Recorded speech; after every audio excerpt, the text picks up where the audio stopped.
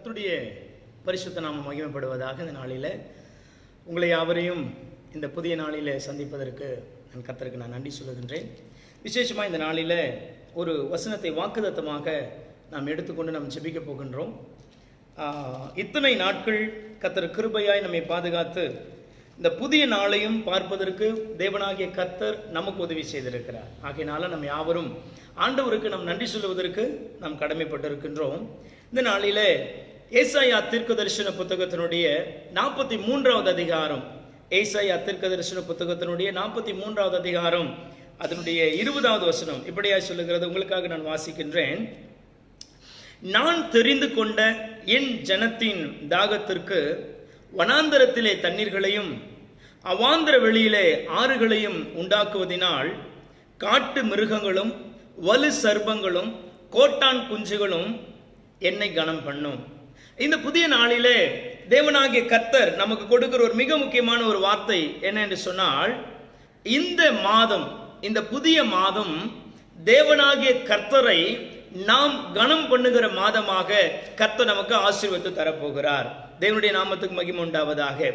அவர் சொல்லுகிறார், நான் தெரிந்து கொண்ட என் ஜனத்தின் தாகத்திற்கு.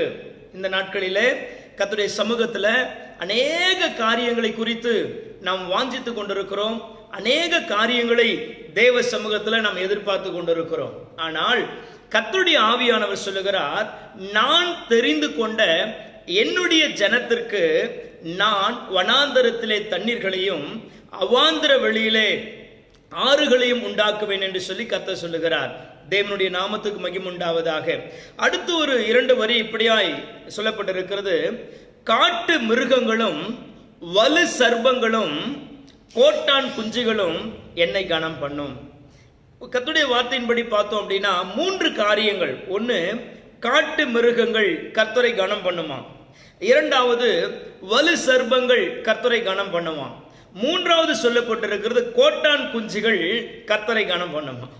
கவனிக்கணும், கர்த்தருடைய பிள்ளைகள் ஆண்டவரை கனம் பண்ணுவதில் எந்த ஆச்சரியமும் இல்லை. ஏன்னா கர்த்தருடைய பிள்ளைகளுக்கு அவர் நன்மை செய்து இருக்கிறார். நன்மையின் நிமித்தம் கர்த்தருடைய பிள்ளைகள் கர்த்தரை கனம் பண்ணுகிறார்கள். ஆனால் வலு சர்ப்பங்கள் கனம் பண்ணும், காட்டு மிருகங்கள் கனம் பண்ணும். ஏன் வலு சர்ப்பங்கள் ஏன் ஆண்டவரை கனம் பண்ணணும், காட்டு மிருகங்கள் ஏன் ஆண்டவரை கனம் பண்ணணும் அப்படின்னா, அதுக்கு அழகா ஒரு வார்த்தை சொல்லப்பட்டிருக்குது. என்ன தெரியுமா?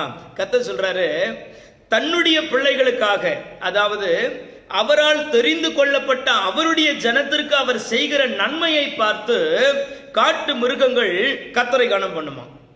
இது அழகா புரியுற மாதிரி நான் சொல்லணும் அப்படின்னா, காட்டு மிருகங்களை போல இன்றைக்கு மனிதன் மனித சுபாவத்தை இழந்து, மனித சுபாவத்தை இழந்து மனிதன் மிருகமாய் இன்றைக்கு மாறிக்கொண்டிருக்கிறான். மனுஷ சுபாவங்கள் மாறி மிருக சுபாவத்தை உடையவனாக இன்றைக்கு மனிதன் காணப்படுகிறான். 2வதாக வலு சர்ப்பம். வலு சர்ப்பம் என்பது என்ன? வலு சர்ப்பத்தை குறித்து கர்த்தருடைய வார்த்தையில நம்ம பார்க்கிறோம், கர்த்தருடைய வசனத்துல நம்ம பார்க்கிறோம். இஸ்ரவேல் ஜனங்களை வலு சர்ப்பம் அதிகமாய் அவர்களை மடங்கடித்து அவர்களை சாகடித்ததாம். அழிவை ஏற்படுத்தக்கூடியது, அழிவை ஏற்படுத்தக்கூடியது. கர்த்தருடைய நாமத்துக்கு மகிமை உண்டாகட்டும். அழிவை ஏற்படுத்தக்கூடிய மனுஷனா இருக்கட்டும், மிருக சுபாவம் உள்ள மனிதனா இருக்கட்டும், இந்த மாதத்துல கர்த்தரை கனம் பண்ணுகிறவனாய் அந்த மனிதன் மாறுவானாம். 3வது ஒரு வார்த்தை சொல்லப்படுகிறது, கோட்டான் குஞ்சுகளும் என்னை கனம் பண்ணும். இந்த வார்த்தை சற்று நமக்கு கொஞ்சம் புரிந்து கொள்வதற்கு கொஞ்சம் கடினமான ஒரு வார்த்தை. ஏனென்று சொன்னால் வேதாகமத்தில் சொல்லப்பட்ட அத்தனை வார்த்தைகளும் நமக்கு எல்லாமே புரியாது. சில விஷயங்கள் ரொம்ப புரியாத மாதிரி இருக்கும். ஆனால் உள்ள போய் கொஞ்சம் தேடி பார்த்தோம்னா அது ரொம்ப சாதாரண வார்த்தையா இருக்கும். சில வார்த்தைகள் ரொம்ப பெரிய வார்த்தையா நமக்கு தெரியும். நான் சொன்னது போல தேடி பார்க்கும் பொழுது ஓகே இவ்வளவுதானா அப்படின்னு இருக்கும். அதே சில வார்த்தை இவ்வளவுதானா அப்படின்னு நினைப்போம். அது ஆயிரமான அர்த்தங்களை ஆண்டவர் உள்ள அடக்கி வைத்திருப்பார். ஆகவே வேதாகமத்தை நாம் புரிந்து கொள்வதற்கும் அதை விளங்கி கொள்வதற்கும் பரிசுத்த ஆவியானவருடைய துணை நமக்கு அவசியம். இந்த கோட்டான் குஞ்சுகளை குறித்து நான் சொல்லணும் அப்படின்னா, ஒரு சிலருக்கு இது கேள்விப்படாத வார்த்தையா இருக்கும். நான் கொஞ்சம் அந்த வார்த்தைகள் எல்லாம் தியானிக்கும் பொழுது, சரி அது என்ன கொஞ்சம் அலசி பார்க்கலாமே அப்படின்னு நான் போய் கொஞ்சம் அப்படி செக் பண்ணி பார்த்தேன். நீங்க கூகுள்ல போய் பார்த்தீங்கன்னா உங்களுக்கு தெரியும். அது ஒரு பறவை இனத்தை சார்ந்தது. கோட்டான் கோட்டான் என்பது ஒரு பறவை இனம். ஏறக்குறைய ஆந்தையினுடைய குடும்ப வகையில வரக்கூடிய ஒரு பறவை கோட்டான் பறவை. அந்த கோட்டான் குஞ்சுகளை குறித்து கர்த்தர் ஏன் சொல்றாரு அப்படின்னா, அதனுடைய சுபாவம் என்னவா தெரியுமா? எப்பவுமே மனிதர்களோடு ஒத்து போகாதான். மனிதர்களை கண்டாவே அந்த பறவைக்கு பிடிக்காதான். ஏறக்குறைய நம்ம ஊர்ல எல்லாம் சில கிராமங்கள்ல சொல்லுவாங்க சாவுக்குருவின்னு சொல்லுவாங்க. சாவுக்குருவின்னு சொல்லுவாங்க. அதாவது மரண ஓலாடுற குருவி. அந்த குருவி கத்துச்சுன்னா ஊருக்குள்ள சாவு வரும்னு சொல்லுவாங்க. ஏன் அப்படி அந்த பறவையை குறித்து சொல்றாங்க அப்படின்னா, இந்த பறவையினுடைய வசிப்பிடமே எங்கன்னா கல்லறை. நம்ம சுடுகாடுன்னு சொல்லுவோம், இடுகாடு அப்படின்னு சொல்லுவோம். சில இடங்களில் கல்லறை தோட்டம் அப்படின்னு நம்ம சொல்லுவோம். இந்த பறவையோட வசிப்பிடமே கல்லறை தோட்டத்தில் தான் இருக்குமா. ஏன்னா அந்த பறவைக்கு மனுஷங்களை கண்டாவே பிடிக்காது. அப்படிதான் நான் கூகுளில் படித்தேன். மனிதர்களை கண்டாவே பிடிக்காதான். ஏன்னா மனுஷங்களை விட்டு தனித்து இருக்கணும்னே நினைக்குமா அந்த பறவை. ஏறக்குறைய ஒரு நாளைக்கு அந்த கோட்டான் குஞ்சு 14 எலிகளை சாப்பிடுமா. அப்படிப்பட்ட ஒரு பறவை அந்த பறவை இனம். அந்த பறவையை குறித்து ஆண்டவர் சொல்றாரு, கோட்டான் குஞ்சுகளும் என்னை கனம் பண்ணும். இந்த மாதத்துல இந்த வாக்குத்தத்தத்தை கர்த்தர் சொல்லுகிறார். ஒருவேளை மனுஷனை கண்டாலே எனக்கு பிடிக்கல, மனிதர்களை வெறுக்கக்கூடிய எத்தனையோ மனுஷர்களை இந்த உலகத்தில் நம்ம பார்க்கிறோம். இந்த பறவை மனிதனை கண்டாலே அந்த பறவைக்கு பிடிக்காதான். ஆகினால தான் மனித நடமாட்டமே இல்லாத கல்லறைகளில இந்த பறவை தங்கி இருக்குமா. இந்த பறவை எப்பவுமே வெளியில சுதந்திரமா இருக்காது. சில நேரங்களில் வெளியில வரும். அப்படி வெளியில வந்து இந்த பறவை கத்துனாலும் கிராமங்களில் சொல்லுவாங்க சாவுக்குருவி கத்துது, ஊர்ல சாவு வரப்போகுதுன்னு சொல்லுவாங்க. ஏன்னா அது கல்லறையில தங்கியிருக்கு. அத கல்லறையில தான் அந்த பறவையை மக்கள் பார்ப்பாங்க.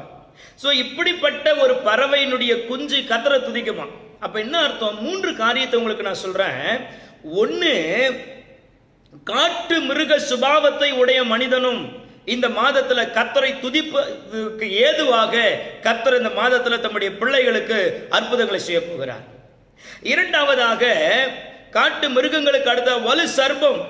ஒரு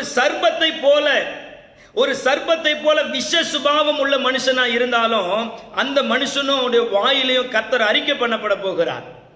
மூன்றாவதாக, அந்த கோட்டான் குஞ்சுகள் மனுஷனை கண்டாலே பிடிக்காது, மனுஷனிடத்துல உறவு வைத்துக் கொள்ளாது, மனுஷனுக்கு நன்மையா இருக்காது, மனுஷனுக்கு தீமையை ஏற்படுத்தாது, மனுஷனை விட்டு தூரமாவே இருக்கும். சில நண்பர்கள் அப்படிதான், சில உறவினர்கள் அப்படிதான், சில மனுஷர்கள் அப்படிதான். எந்த மனுஷனிடத்திலும் சிலர் ஒத்து போகவே மாட்டாங்க. எந்த மனுஷனிடத்திலும் இவங்க சுபாவங்கள் ஒத்து போகாது. யாரை கண்டாலும் இவங்களுக்கு பிடிக்காது. எல்லார் மேலும் எரிஞ்சு விழுவாங்க. யாரையும் நேசிக்க மாட்டாங்க. தனக்குன்னு ஒரு ரூட் வச்சிருப்பாங்க, தனக்குன்னு ஒரு சுபாவத்தை இப்படிதான் பிக்ஸ் பண்ணி வச்சிருப்பாங்க. கர்த்தர் சொல்றாரு, அப்படிப்பட்ட கோட்டான் குஞ்சுகளை போல சுபாவம் உள்ள மனிதனும் இந்த மாதத்துல கர்த்தரை கனம் பண்ண போகிறான். கர்த்தருடைய நாமத்துக்கு மகிமை உண்டாகட்டும்.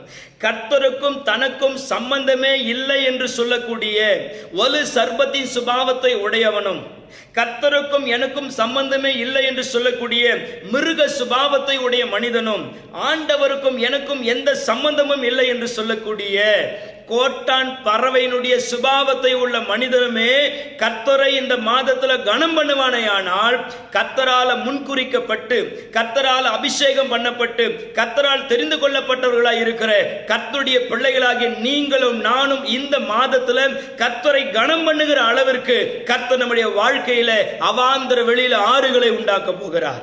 நாம் கர்த்தரை கனம் பண்ணுகிற அளவுக்கு வனாந்தரத்திலே கர்த்தர் தண்ணீர்களை உண்டு பண்ண போகிறார்.